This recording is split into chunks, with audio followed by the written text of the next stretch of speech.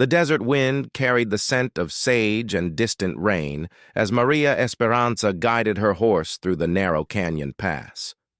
The Apache woman had learned these trails from her grandmother, every rock formation and hidden water source mapped in her memory like the lines on her weathered hands.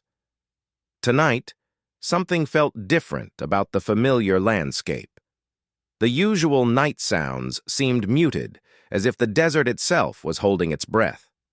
She had been returning from the trading post in Tombstone when the first gunshot echoed off the canyon walls. Maria pulled her mare to a stop, her hand instinctively moving to the Winchester rifle secured to her saddle. In these borderlands between Arizona Territory and Mexico, gunfire rarely meant anything good for travelers caught in the open. The second shot came from somewhere ahead, followed by the distinctive crack of a different weapon. A gun battle, then. Maria's first instinct was to turn around and find another route home to her small ranch. At 19 years old, she had already seen enough violence to last several lifetimes. But something made her hesitate. The shooting had stopped as suddenly as it began, leaving only an eerie silence that felt heavier than the gunfire itself. Her mare snorted nervously, picking up on her rider's tension. Maria stroked the animal's neck, making her decision. She could not simply ride away without knowing if someone lay wounded in the darkness ahead. It went against everything her grandmother had taught her about helping those in need, regardless of their skin color or the language they spoke. Moving cautiously, Maria guided her horse around a bend in the canyon where the walls opened into a small clearing. Moonlight filtered through thin clouds, casting ghostly shadows across the desert floor. At first, she saw nothing unusual. Then her trained eyes picked out the dark shapes scattered across the ground near a cluster of large boulders. 3 men lay motionless in the dirt, their bodies twisted at unnatural angles. Maria approached slowly, her rifle ready, but her finger off the trigger. She had learned long ago that hasty actions in situations like this usually led to more bloodshed. As she drew closer, the metallic smell of blood mixed with the desert air. The first 2 men were clearly Mexican bandits, their ammunition belts and distinctive clothing marking them as riders who had crossed the border looking for easy targets. Both were beyond help, their weapons scattered nearby where they had fallen. But it was the third figure that made Maria dismount quickly and hurry forward. A cowboy lay propped against a boulder, his hat fallen beside him and his shirt soaked with blood. His breathing was shallow but steady, and in the pale moonlight Maria could see that he was conscious but struggling to stay alert. He appeared to be in his mid-20s, with sun-weathered features and calloused hands that spoke of long days working cattle. As she knelt beside him, the wounded man's eyes focused on her with obvious effort. His hand moved weakly toward his holster, but he was too weak to draw his weapon. Maria gently pushed his hand away and began examining his wounds by touch, her fingers finding 2 bullet holes in his side and another in his shoulder. "Easy, cowboy," she whispered in English, keeping her voice low and calm. "I am not here to hurt you." The man studied her face in the dim light, taking in her Apache features and the concern in her dark eyes. He had expected death to come for him in this lonely place, not rescue from an Indian woman who spoke perfect English with only the slightest accent. "Bandits," he managed to say through gritted teeth. "Jumped me at the waterhole. Got 2 of them, but the third one got away after putting these holes in me." Maria nodded, understanding the situation. These borderlands attracted all kinds of desperate men, and travelers who rode alone often found themselves targets of opportunity. The fact that this cowboy had managed to kill 2 armed bandits while wounded spoke well of his fighting ability, but he would not survive much longer without medical attention. "What is your name?" she asked while examining the makeshift bandage he had managed to apply to his side. The bleeding had slowed, but not stopped, and she could tell he had lost quite a bit of blood already. "Jake Morrison," he replied, wincing as she touched the wound on his shoulder. I work for the Bar X Ranch about 10 miles south of here. Was heading back from Tucson when this happened. Maria knew of the Bar X Ranch. It was owned by Samuel Henderson, one of the few ranchers in the area who treated his workers fairly and minded his own business when it came to the local Apache communities. That knowledge influenced her next decision. "My name is Maria Esperanza," she said, making up her mind. "I am going to help you, but you must do exactly as I say." "Can you do that?" Jake Morrison looked at her with a mixture of gratitude and confusion. In his experience, most Apache people avoided contact with white settlers, especially wounded ones who might bring trouble. But something in this woman's manner convinced him that she meant what she said. "Yes, ma'am," he replied. "I appreciate any help you can give." Maria quickly assessed their situation. The surviving bandit could return with reinforcements, making this clearing extremely dangerous. Jake was too weak to ride on his own, but she could not leave him here to die. The nearest doctor was in Tombstone, more than a day's hard ride away.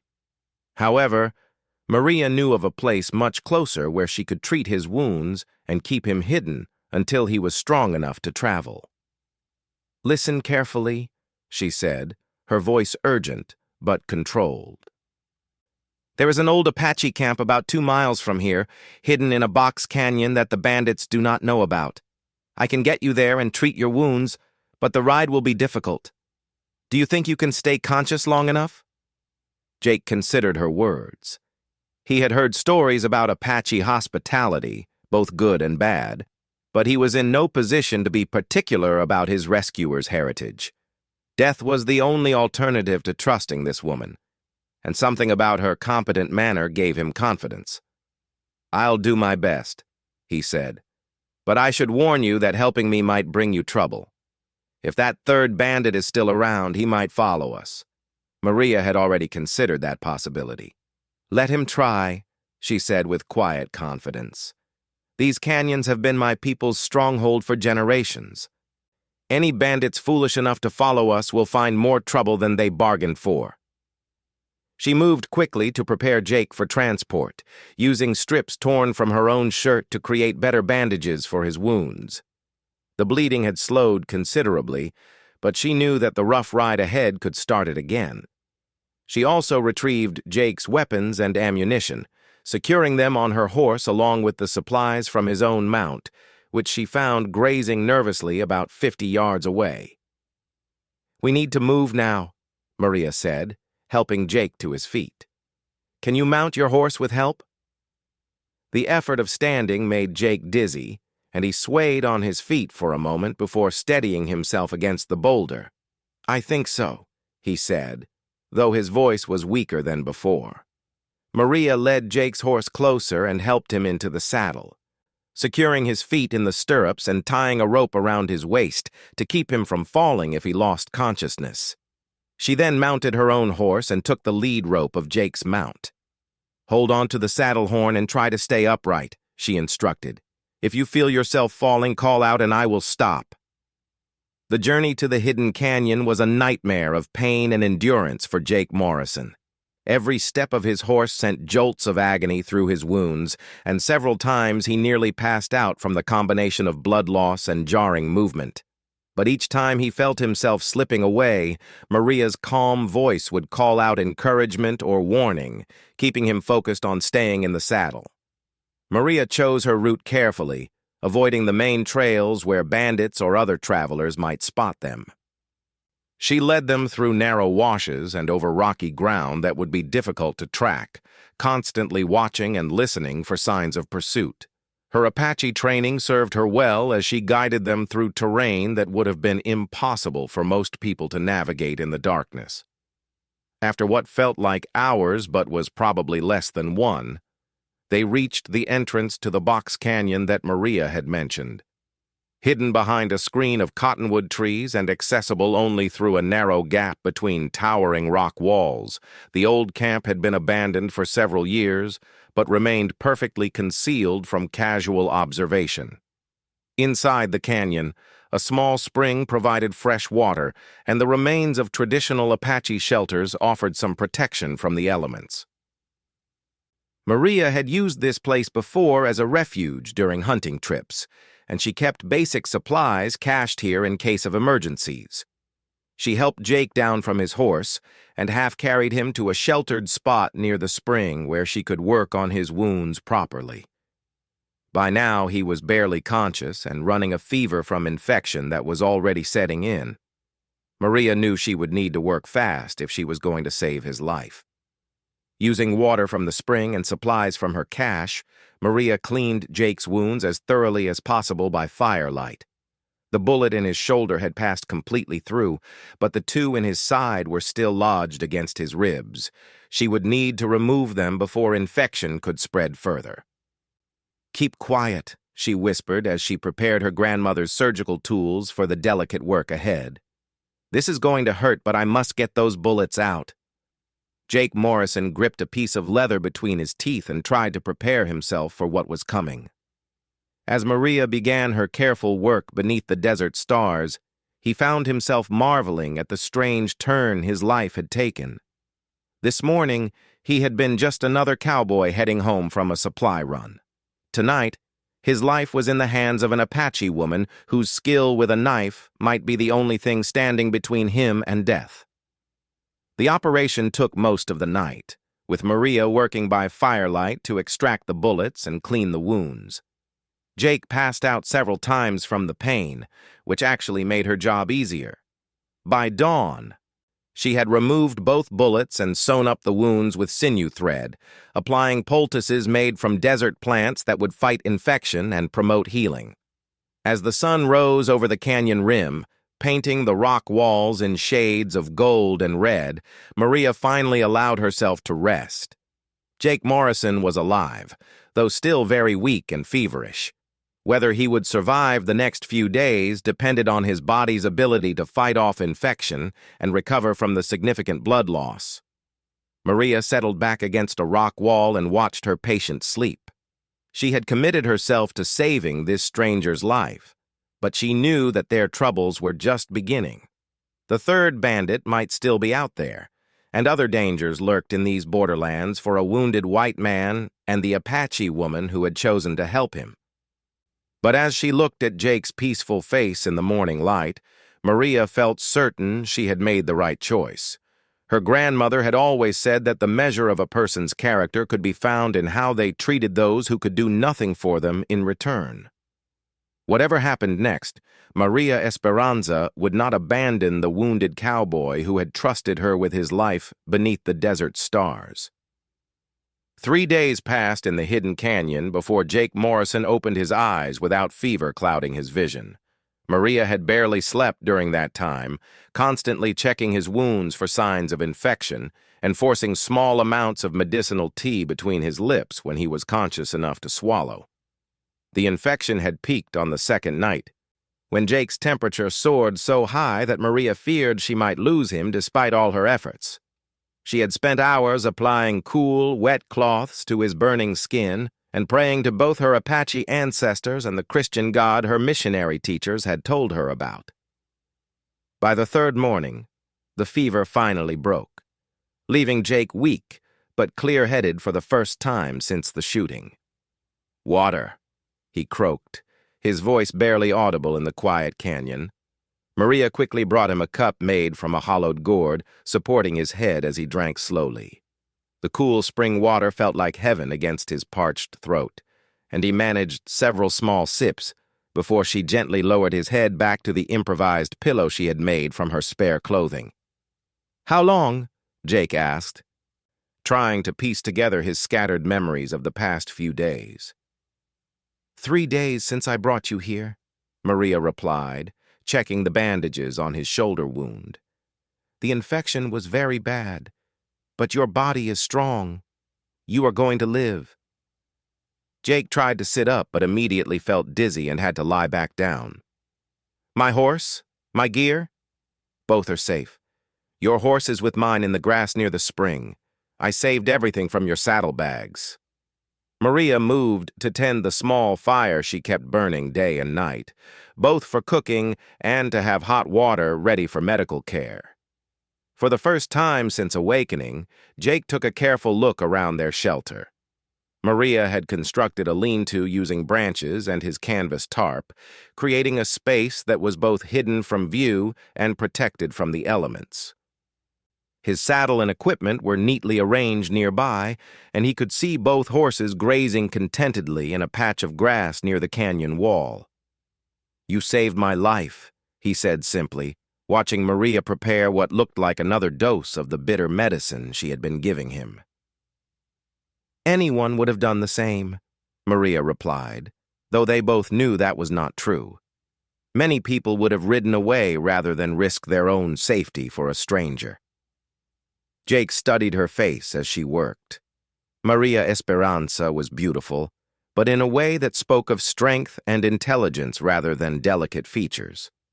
Her long black hair was braided with small pieces of silver, and she moved with the confident grace of someone completely at home in the wilderness. Everything about her suggested competence and self-reliance. "Why did you help me?" Jake asked. "Most Apache folks around here keep to themselves, especially when white folks are involved." Maria paused in her work, considering how to answer. "My grandmother taught me that a person's worth has nothing to do with the color of their skin or the language they speak," she said finally. "She said that the spirits judge us by our actions, not our heritage.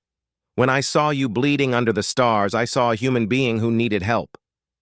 "Your grandmother sounds like a wise woman." "She was. She died 2 years ago, but I try to live by the things she taught me." Maria brought him the medicine, a tea made from willow bark and other plants that would reduce pain and continue fighting infection. "Drink all of it, even though it tastes terrible." Jake managed to get the bitter liquid down, making a face at the taste. "Where did you learn to remove bullets and sew up wounds like you did? That was better than some doctors I have seen." "My grandmother learned from a medicine woman when she was young, and she taught me. But I also spent 2 years at the mission school in Tucson before my father decided I had learned enough about the white man's ways." Maria settled back against her own bedroll, finally allowing herself to relax slightly now that her patient was clearly recovering. "What made your father change his mind about school?" Maria's expression darkened slightly. "The teachers wanted me to forget everything about being Apache. They said my people's ways were savage and that I should be grateful to learn civilized behavior. When I refused to stop speaking my language or practicing our traditions, they decided I was a bad influence on the other students." Jake could hear the old hurt in her voice, and it stirred something protective in his chest. He had known plenty of people who looked down on Indians, and it had never sat right with him. "Their loss," he said quietly. "If they could not see your value, they were not worth learning from anyway." Maria looked surprised by his response. In her experience, most white men either agreed with the mission teachers or simply did not care about the struggles of Apache people. "You do not think my people's ways are savage?" "I think different people have different ways of living, and most of them work just fine for the people who practice them," Jake replied. "I have known some savage white men and some honorable Indians, and plenty of folks who were the opposite of what you might expect." This answer seemed to satisfy Maria, and some of the tension left her shoulders. "Tell me about your work at the Bar X Ranch. Samuel Henderson is known as a fair man among my people." Jake nodded, grateful for the change of subject. "Mr. Henderson is decent to work for, pays fair wages, and does not ask questions about a man's past as long as he does his job well. I have been there about 8 months now, working cattle and doing ranch maintenance." "Where did you come from before that?" "Texas originally, but I have been drifting for several years. Worked ranches and cattle drives all over the Southwest." Jake paused, then decided to be honest. "I was in the Army for a while, but that did not work out." Maria nodded without judgment. Many men in this territory had complicated pasts that they preferred not to discuss in detail. "Do you plan to stay at the Bar X Ranch?" That depends, Jake said, wincing as he shifted position. Mr. Henderson needed someone for a long-term position, and I was getting tired of moving around so much. This country grows on a person after a while. Over the next 2 days, Jake grew stronger and was able to sit up for longer periods without becoming dizzy. Maria continued to care for his wounds and prepare meals from the supplies they had between them. She proved to be an excellent cook, able to create satisfying meals from simple ingredients, supplemented with edible plants she gathered in the canyon. They talked frequently during Jake's recovery, sharing stories about their very different upbringings and experiences. Maria told him about life in the Apache community where she had been raised, describing traditions and customs that fascinated Jake with their connection to the natural world. In return, he shared stories from his travels throughout the Southwest and his work on various ranches and cattle drives. Despite their different backgrounds, they found they had much in common. Both were essentially alone in the world, having lost family members to disease or violence. Both valued honesty and hard work over social status or wealth, and both had learned to be self-reliant in a harsh land that offered little mercy to the unprepared or foolish. "What will you do when you are well enough to leave here?" Maria asked on the 5th day, as she changed the bandages on Jake's shoulder wound. The healing was progressing well, with no signs of renewed infection. "Report to Mr. Henderson, I suppose. Let him know what happened and get back to work if he will have me." Jake paused, then looked directly at her. "What about you? Will you go back to your ranch?" Maria nodded. "I have cattle and horses that need tending, and a small garden that will be overrun with weeds by now. It is not much, but it is mine." "How does a young woman come to own her own ranch in this country?" Jake asked, genuinely curious. "When my grandmother died, she left me some money she had saved and a small piece of land that her husband bought many years ago. It is not large, only 160 acres, but it has good water and enough grass for a modest herd." Maria's voice held quiet pride as she described her property.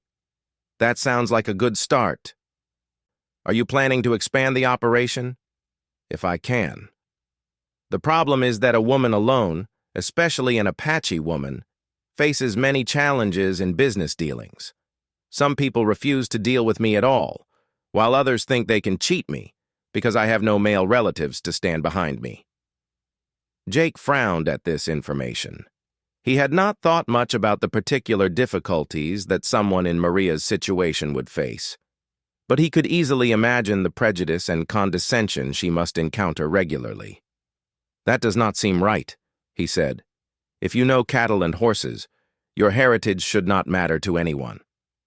"The world does not always work the way it should," Maria replied with a slight smile. "But I manage well enough. My grandmother taught me to be suspicious of anyone who offers deals that seem too good to be true, and I have learned to judge people by their actions rather than their words."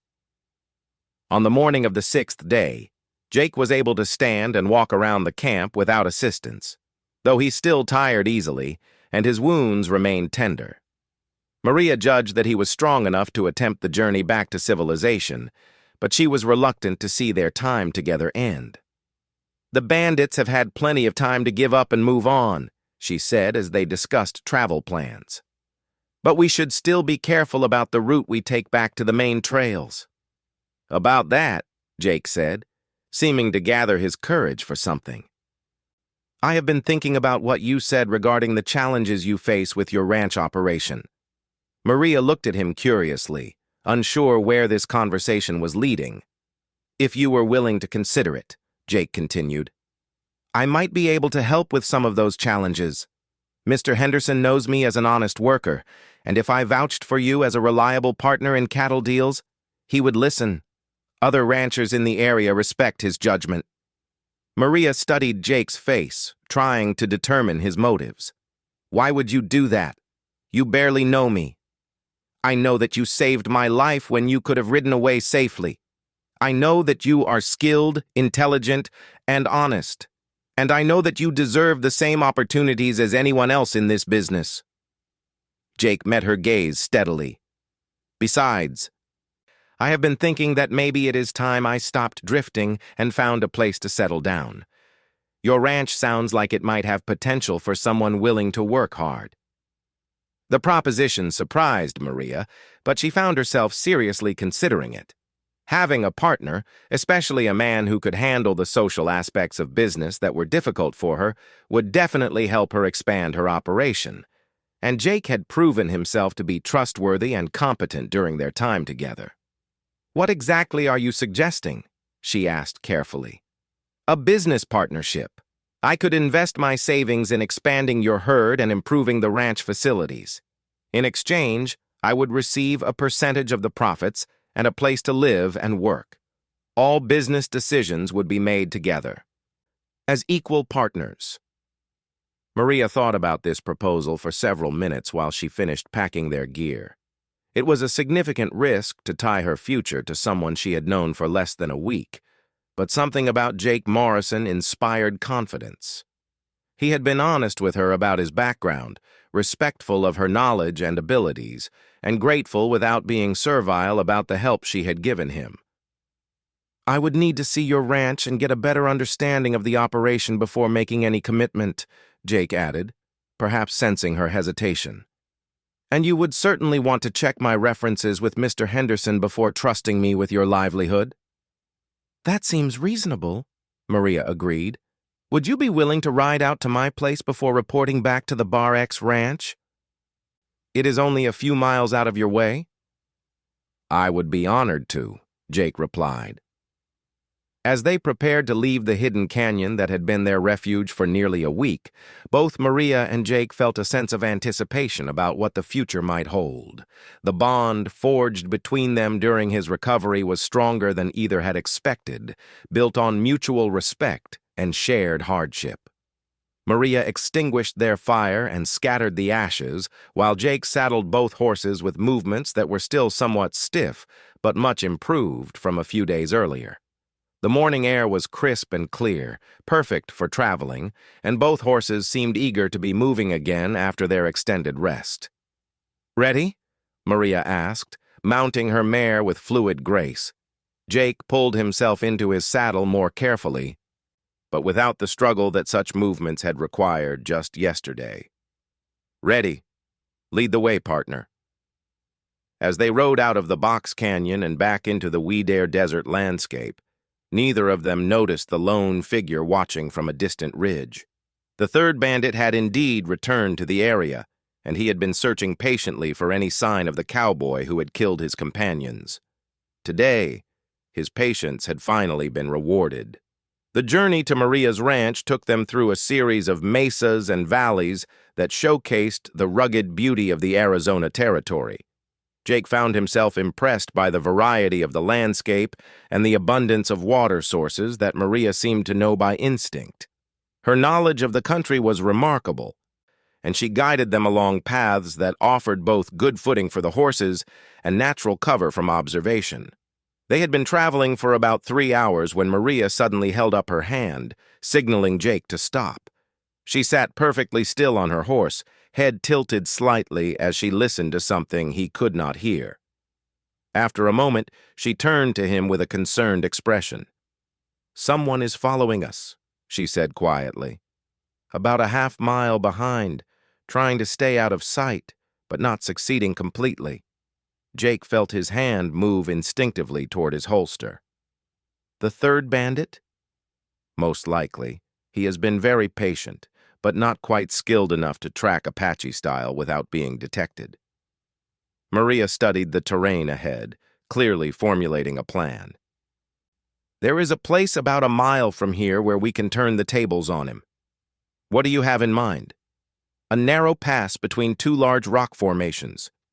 If we can get him to follow us through it, we can trap him in the canyon beyond, but it will require perfect timing and coordination between us." Jake nodded, trusting her judgment completely. "Tell me what you need me to do." Maria outlined her strategy as they continued riding toward the location she had described.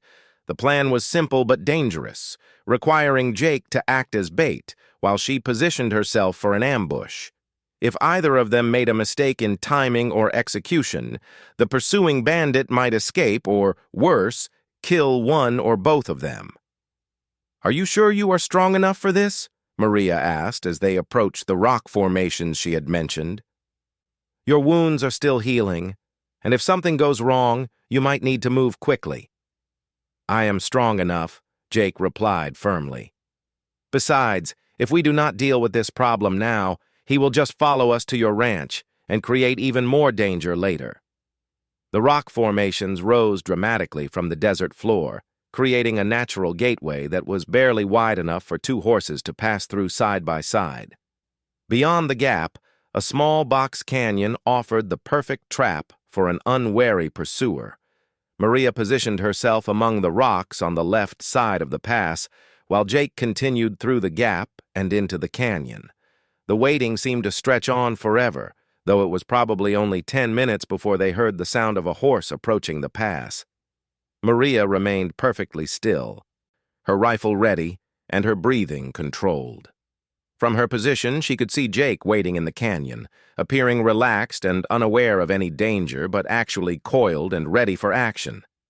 The bandit approached the pass cautiously, clearly suspicious, but apparently driven by the desire for revenge against the man who had killed his companions. He was a thin, wiry man with cruel eyes and the nervous movements of someone accustomed to violence. His horse was lathered with sweat from pushing hard to catch up with his quarry. As the bandit entered the narrow pass, Maria could see him scanning the rocks above for signs of an ambush. He was experienced enough to know that the location was perfect for a trap, but his eagerness for vengeance overcame his natural caution. When he spotted Jake in the canyon beyond, apparently resting his horse near a small pool of water, greed and anger took over completely. The bandit spurred his horse forward through the pass, raising his rifle as he cleared the gap and entered the canyon. "Morrison!" he shouted. "Time to pay for killing my friends!" Jake spun around in his saddle, appearing startled by the sudden appearance of his pursuer. In reality, he had been waiting for exactly this moment, and his hand was already moving toward his weapon as he turned. The bandit's shot echoed off the canyon walls, but his aim was hurried, and the bullet went wide, chipping rock from the wall behind Jake's position. Before the man could work the action of his rifle for a second shot, Jake had drawn his pistol and returned fire, his bullet catching the bandit in the chest and knocking him from his horse. At the same moment, Maria emerged from her hiding place with her rifle trained on the fallen man, ready to provide backup if needed.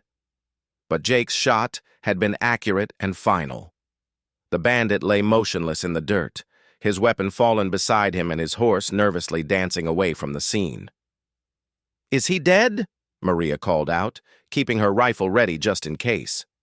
Jake dismounted carefully and approached the fallen bandit, his gun still drawn. After a moment, he nodded. "He is finished. No more worries from this one."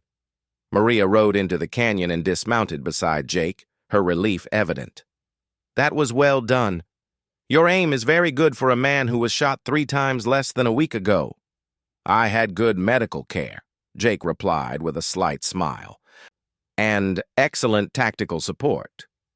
They searched the bandit's body and found a considerable amount of money, probably stolen from previous victims. There was also a letter that identified the man as Carlos Mendez, wanted by both American and Mexican authorities for robbery and murder. The reward money alone would be substantial, but more importantly, his death removed a dangerous criminal from the borderlands. "We should report this to the sheriff in Tombstone," Maria said as they prepared to resume their journey. "The reward money will be useful, and it will clear up any questions about what happened to these bandits." "Agreed. But first I would like to see this ranch of yours." They rode on through the afternoon, with Maria pointing out various features of the landscape and explaining how the local Apache communities had traditionally used different areas for hunting, gathering, and seasonal camps. Jake found her knowledge fascinating and began to understand how deeply connected she was to this land. As the sun began to sink toward the western mountains, They topped a low ridge, and Maria gestured toward a small valley spread out below them. "There it is," she said with obvious pride. "The Esperanza Ranch." Jake studied the property carefully, his experienced eye taking in the layout and condition of the facilities. The main house was small but well-maintained, built of adobe with a red tile roof that suggested Mexican influence. Several outbuildings included a barn, a workshop, and what appeared to be a bunkhouse for hired help. The real treasure, however, was the land itself.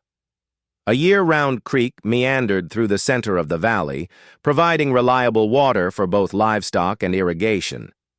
The grass was thick and nutritious, perfect for cattle, and the valley was partially enclosed by natural rock walls that would make it easy to control livestock movement. "This is beautiful country," Jake said sincerely. "Your grandmother chose well when she acquired this land." "She always said that water was more valuable than gold in this territory," Maria replied. "That creek has never failed, even in the driest years." As they rode down into the valley, Jake could see cattle grazing peacefully near the water. Maria's herd was small, but appeared to be healthy and well cared for. Several horses in a nearby pasture raised their heads to watch the approaching riders, and Jake noted their good condition and alert manner. "How many head of cattle do you have?" he asked. 47 at last count, plus 12 horses and a small flock of chickens." Maria's tone was matter-of-fact, but Jake could hear the pride underneath. "It is not a large operation, but it provides a decent living." Jake was impressed. For a woman working alone, Maria had accomplished something remarkable in building and maintaining a successful ranch operation. The facilities were in excellent repair, the livestock appeared healthy and well-managed, and the land itself was some of the best he had seen in the territory. They dismounted at the main house, and Maria led him inside to see the living quarters. The interior was simply furnished but comfortable, with handmade furniture that showed both Apache and Mexican influences. Everything was scrupulously clean and well-organized, giving the impression of a home that was lived in and cared for rather than merely occupied. "I can offer you a meal and a place to sleep tonight," Maria said as she began preparations for dinner. "Tomorrow we can ride out and I can show you the rest of the property in detail." "That sounds perfect," Jake replied. "I want to get a good understanding of the operation before we discuss any partnership arrangements." Over dinner, Maria explained her plans for expanding the ranch. She wanted to increase the size of her herd gradually, improve the breeding stock by purchasing a quality bull, and build additional facilities to support a larger operation. Her ideas were practical and well thought out, demonstrating both ambition and realistic expectations. "What about markets for your cattle?" Jake asked. "Who do you sell to currently?" "There is a cattle buyer in Tucson who gives fair prices, and sometimes I can sell directly to the Army for their beef contracts. The problem is that I usually have to accept lower prices than the big ranchers because I cannot deliver large quantities on a regular schedule." Jake nodded thoughtfully. "That is where a partnership might really help. With more capital to expand the herd and someone to help with the business negotiations, you could probably command much better prices." They talked long into the evening, discussing the practical aspects of ranch management and the potential for growth. Jake's experience with larger operations complemented Maria's intimate knowledge of the local conditions and her proven ability to manage resources efficiently. The next morning, they spent several hours touring the property on horseback. Jake examined the pastures, water sources, and facilities with the careful attention of someone considering a significant investment. Everything he saw confirmed his initial impression that Maria had built something valuable and sustainable. "I have a proposition for you," Jake said as they sat beside the creek during their midday break. "Based on what I have seen here, I think we could build something really impressive together." Maria listened carefully as Jake outlined his ideas for their partnership. He proposed to invest his savings from 8 years of ranch work, along with his labor and business connections, in exchange for a 40% share of the expanded operation. Maria would retain majority ownership while gaining the capital and assistance needed to achieve her growth plans. The key advantage, Jake explained, is that we would each bring different strengths to the partnership. You know this land and these local conditions better than anyone. I have connections with other ranchers and buyers that could help us get better prices and access to quality breeding stock. What about living arrangements? Maria asked. This house is comfortable for one person, but it would be cramped for two. We could build a second house or add rooms to this one. Whatever you prefer. Jake paused, then added, I want to be clear that this would be a business partnership.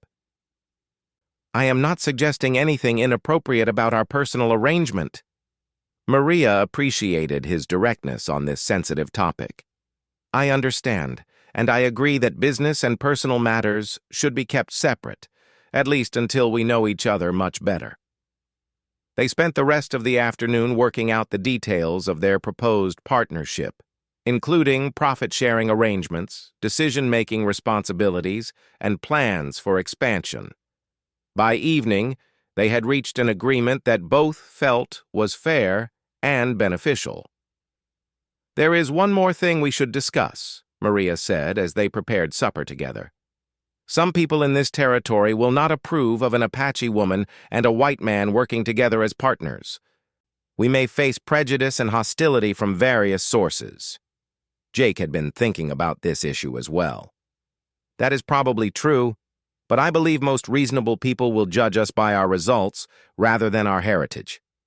And anyone who wants to cause trouble over it will find that we can handle ourselves just fine. Maria smiled at his confident tone. You are not worried about what people might say? I stopped worrying about other people's opinions when I decided to make my own way in the world, Jake replied. As long as we treat each other with respect and run an honest operation, we have nothing to apologize for. A month later, Jake Morrison and Maria Esperanza rode into Tombstone together to register their partnership with the territorial government and collect the reward money for Carlos Mendez. The sight of an Apache woman and a white cowboy conducting business as equals caused considerable comment among the townspeople, but they handled the attention with quiet dignity and professional competence. Samuel Henderson, Jake's former boss, was among the first to congratulate them on their new venture. I always knew Morrison was a good judge of character, he told anyone who would listen. If he says Maria Esperanza is a reliable partner, that is good enough for me. Word of their partnership spread quickly through the ranching community, and within a few months, they were receiving invitations to cattle auctions and social gatherings that had previously been closed to Maria. Some people remained hostile or suspicious, but many others were willing to judge the partnership by its results. Those results were impressive. By the end of their first year together, the Esperanza Ranch had doubled its cattle herd and shown a profit that exceeded both partners' expectations. Maria's knowledge of the land, combined with Jake's business connections, had created opportunities that neither could have achieved alone. More importantly, the partnership had evolved into a deep friendship based on mutual respect and shared goals. They had faced various challenges together, from difficult weather to hostile neighbors, and had proven that they could rely on each other completely. As they sat on the porch of their expanded house one evening, watching their cattle graze in the valley below, Maria reflected on how much her life had changed since that night when she found a wounded cowboy bleeding beneath the desert stars. Do you ever regret your decision to help me that night? Jake asked, as if reading her thoughts. Maria considered the question seriously before answering. Never, she said firmly. It was the best decision I ever made. Keep quiet, she whispered to herself, remembering her grandmother's advice about the importance of listening to one's inner wisdom. Sometimes the most important choices in life came disguised as simple acts of human kindness. In saving Jake Morrison's life, Maria Esperanza had found something she had not even known she was looking for: a true partner who valued her exactly as she was. Their success had become legendary in the territory, proof that cooperation and mutual respect could overcome the prejudices and divisions that too often separated people. The Esperanza Ranch stood as a symbol of what was possible when good people chose to work together rather than against each other, building something beautiful and lasting in the harsh but magnificent landscape of the American Southwest.